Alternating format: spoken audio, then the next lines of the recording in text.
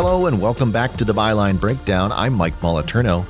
In March 2021, Hindenburg Research published a scathing report on Lordstown Motors, calling into question the viability of the company's product, the Endurance, the demand for it, and the company's production capabilities.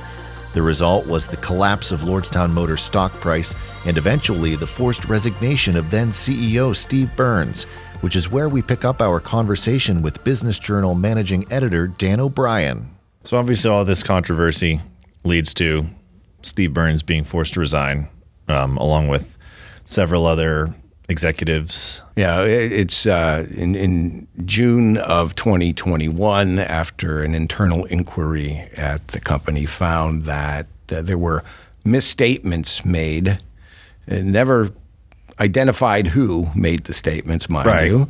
But upon the release of those findings, Steve Burns and the former CFO, Julio Rodriguez, resign from the company. And that others, I believe, followed too, but not as well publicized as Burns's exit.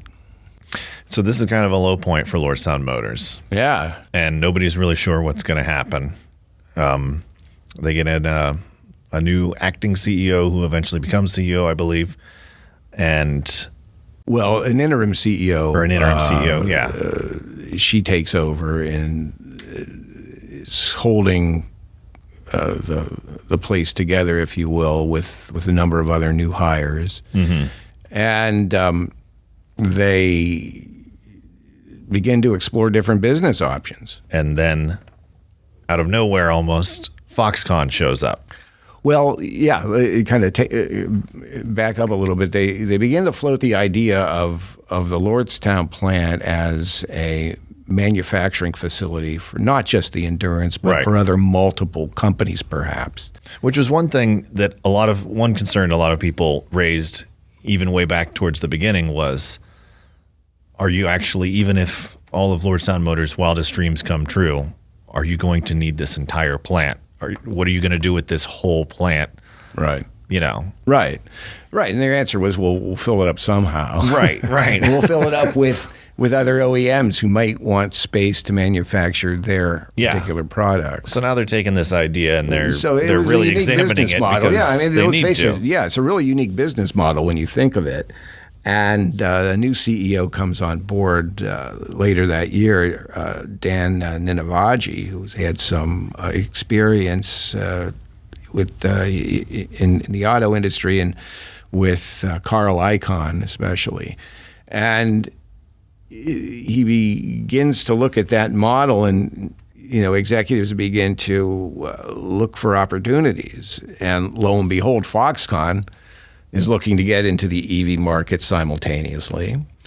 And that's when the deal tentatively comes through in late 2021. Late 2021 when they announced that we're looking at a purchase agreement, also a contract manufacturing agreement, as well as a potential joint venture between Foxconn and Lordstown Motors in order to manufacture this pickup and then produce other EVs from a joint venture company that would be formed, and eventually in May of 2022, that's when the deal finally is completed. Foxconn purchased the Lordstown plant. They enter into a contract manufacturing agreement, meaning Foxconn will produce the Endurance for Lordstown Motors as per like a contracting agreement. You're paying me to make your car, right? You're paying me to make your vehicle, as well as a joint venture. And this joint venture was supposed to create new vehicles, new EVs, on a platform that Foxconn had designed, known as the MIH platform, Mobility in Harmony, I think it is called. So that was the idea and intent in the spring of 2022, in May, when this was finally completed, and it looked very bright. It looked like it was a great idea. It looked like folks were enthusiastic about it. And at that point, it looked as if Lordstown Motors could survive. Right.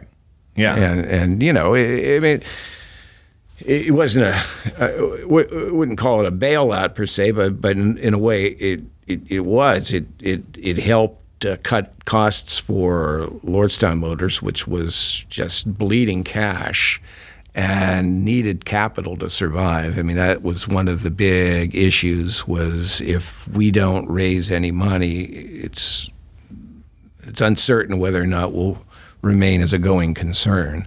That was beginning to show up a lot in their SEC filings by this time. And, well, Foxconn's infusion of cash, that helps it. But in the meantime, they're still working to get these other issues straightened out, including the nature of this joint venture. Right. Now, during this time, kind of the whole time that this is going on, Steve Burns starts unloading some of his stock. Yeah. He's still got quite a bit of it. Right. So we're going to take a quick break, and then we're going to dive into that right after this short break. Hey there, podcast listeners. Do you want to stay ahead in the business game? Dive deep into the heart of Northeastern Ohio and Western Pennsylvania with the Business Journal. For over 3 decades, we've been the beacon for business and community leaders like you. Expand your horizons and your business with our unbeatable subscription offers. Stay informed, stay ahead, subscribe today. So, Dan, while all this is going on, Lordstown Motors is going through some wild ups and downs. Foxconn is showing interest. All of this is going on. Steve Burns can't sell his stock for a certain amount of time. Right. That time comes, and he can. Right. He starts selling stock. Yes. Quite a bit of it. Yeah. Could you start walking us through a little bit about how that worked and what, if any, impacts you think that had on what was happening at Lordstown Motors at the time, even though he wasn't involved? Yeah, his stocks were under lock for a period of time after he resigned. I believe they became available, I'm thinking in November of 2021. That sounds about right. Okay. Yeah. I'm not sure. But when they came available, Well, they were in phases, too. He could only get rid of these so were done many. in tranches. Then, He had half locked up for X amount of time. Right. And the other half would be made available further down the road. So he started selling them off, and his first tranche, I think, was about $18 million worth of stock in one sales package, or whatever you want to call it. I don't know. But a number of transactions in that period netted about $18 million worth of stock. But the stock keeps falling. Right. I was going to say, the stock's not doing good at this time. No, it's I don't remember exactly what it was at that period, but it was probably hovering around $5, I think. But nevertheless, he has quite a number of shares. He started with 46 million shares of the company. Right. That's his to sell off. And so he begins to sell off of that stock, of those shares, which he is perfectly allowed to do under the terms of his employment and the terms of his severance agreement. So does that bode well for the company when your founder is selling his stock in it? And probably not. Right. Moreover, we find out that General Motors had decided to ditch their stock in Lordstown Motors, as well as Workhorse. And Workhorse will later say that they lost $75 million as a result of their investment in Lordstown Motors. So it doesn't bode well, certainly from a public image standpoint, that this is happening. And Burns walks out in the end with about $66 million or so from his stock sales. Some of them, by the time he's selling them, are worth 30 cents a share, as opposed to, $5, $6 at one time, or even opposed to the $30 at its heights in February of 2021. I mean, it was significant. Which leads to the current situation with between Lordstown Motors and Foxconn. Yeah. Lordstown Motors stock is not doing well. Foxconn sends it a letter that basically says you're in breach of contract because your stock price has fallen below $1 per share. Yeah. And they start getting out all of their all of the stuff that they're going to do with Lordstown Motors. They start backing out, which leads us to the legal dispute that's going on right now. Right. What we have here today is a two-pronged issue with Lordstown Motors. One, they're forced into bankruptcy, or they declare bankruptcy, and another issue is they file a lawsuit against Foxconn here, and these are two ongoing situations. But back it up a little bit. Lordstown Motors stock begins to tumble even further. Again, they're sending alarms that they're not getting the capital they need to survive. Foxconn makes its initial investment in Lordstown Motors. However, shortly thereafter, they decide to modify that joint venture agreement and convert it to a direct equity investment. So no longer is this joint venture agreement going to be this partnership between Lordstown Motors and Foxconn. Rather, Foxconn said, we'll just give you the money. We'll just purchase X amount of shares for $170 million worth or so. And that would have gone in certain tranches, $50 million here, $45 million there for the next one. So they made an initial $50 million purchase, an equity purchase, per the agreement. However, they begin to sense, at least as Lordstown Motors' stock price declines, that they're going to hold off on that second investment, that second infusion of cash. Now, at this time, we're seeing Lordstown Motors' stock fall under $1, and this is probably March of 2023. And as NASDAQ rules are explicitly pretty clear that if your stock price falls below $1 for 30 consecutive business days, you'll be issued a delisting notice, meaning you have 180 days to correct that. Well, that happens, you could say. And by April of 2003, Foxconn issues Lordstown Motors a notice saying that they are in breach of their agreement, that their stock price has fallen below $1 for 30 consecutive days. They are now in technical default with the NASDAQ stock exchange. And now we don't feel that we're incumbent any longer in this agreement to make that second infusion of cash, leaving Lordstown Motors pretty empty. They've really got no other means of raising capital at this point. And the only way they can correct that stock price issue is to do something which is called a reverse stock split. And what that is that they just combine a number of shares into one single share. So the share price will boost up. Now, the number of shares are reduced, but the share price itself, it's like they lit half of them on fire, and now the other half are worth twice as much. Exactly. So they get 15 shares and pull them into one, and that's going to boost their share from 30 cents or so to about $4 and some, or whatever the heck it was at the time. And while that satisfies NASDAQ, it does not satisfy Foxconn. They still believe that they're in breach of contract, and Lordstown Motors is saying no, they're not. They think that Foxconn is stalling purposely. They want to force them into this position, and that's where we kind of are at the moment. Right.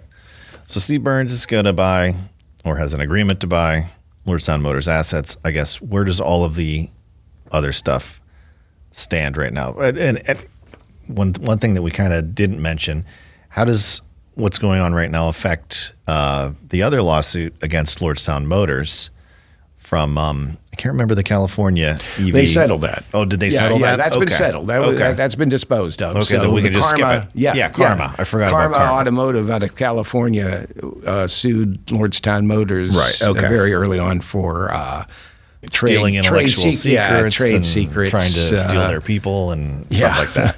Okay, so that's settled. But I guess how does all this impact what's going on between Foxconn and Lordstown Motors? The sale of Lordstown Motors assets will obviously go to creditors. I mean, whatever money they make out of it will go to creditors, I imagine. And where it stands between Foxconn and Lordstown Motors right now is kind of fuzzy. That lawsuit is still going on between Lordstown Motors and Foxconn. That's still active. And there's a number of lawsuits that have been filed earlier against Lordstown Motors. These are investor lawsuits when all of this was going on regarding the pre-orders and everything else. And there have been some subsequent lawsuits filed against the new leadership at Lordstown Motors, claiming that they were not upfront about the condition of the company and so forth and what was going on with Foxconn at the time and making misleading statements along those effects. So that, at least that's what they allege. So as for Burns, I don't believe he has to worry about any of that because he has to pay for any of the legal responsibilities at the moment associated with Lordstown Motors. Now, what are the ramifications of these lawsuits is anyone's guess. Will they be settled? Will they be continued? Will Lordstown Motors cease to exist and a new company emerge out of the asset purchase here? So all of that remains to be seen right now. And we're still unclear as to what resolution is going to be set forth regarding the impasse with Foxconn. As far as the EV industry as a whole, you don't just cover Lordstown Motors, you cover the entire industry. So you've seen what some of the big three automakers are doing. You've seen a lot of that stuff.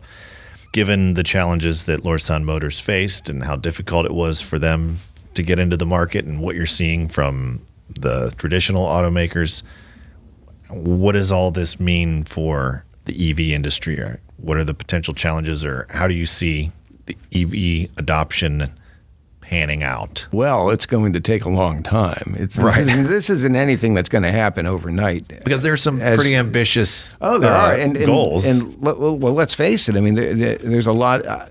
I was driving around, Sunday over the weekend, and I'm seeing more Teslas on the road than I do Mercedes, I think. Yeah. So obviously there is consumer interest in the EV market. And so it's there, but it's going to take time to matriculate and find its way into the average consumer.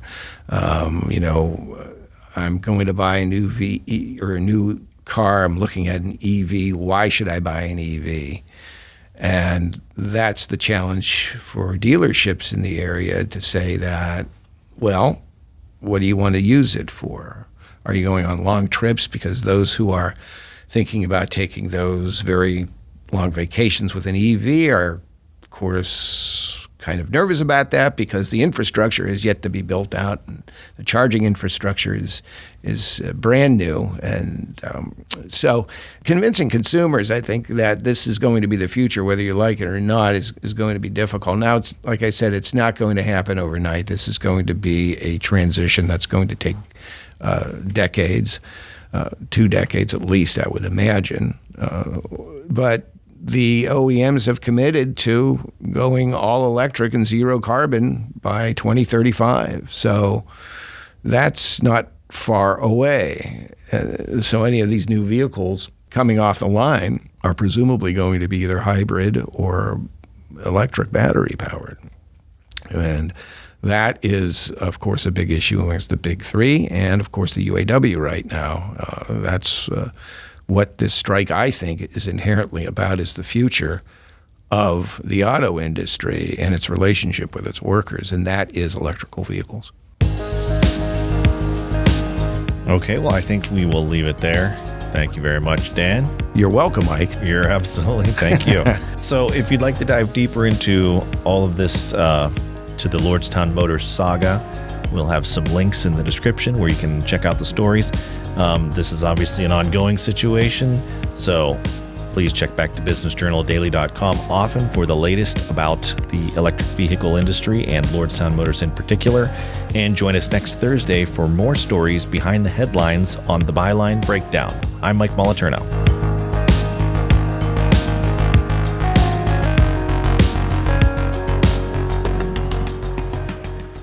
You wouldn't drive a car without a map, so why navigate the business world of northeastern Ohio and western Pennsylvania without the Business Journal?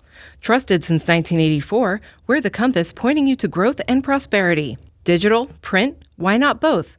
We've got subscription options tailored for every business-savvy individual. Light up your path to success. Subscribe to the Business Journal today.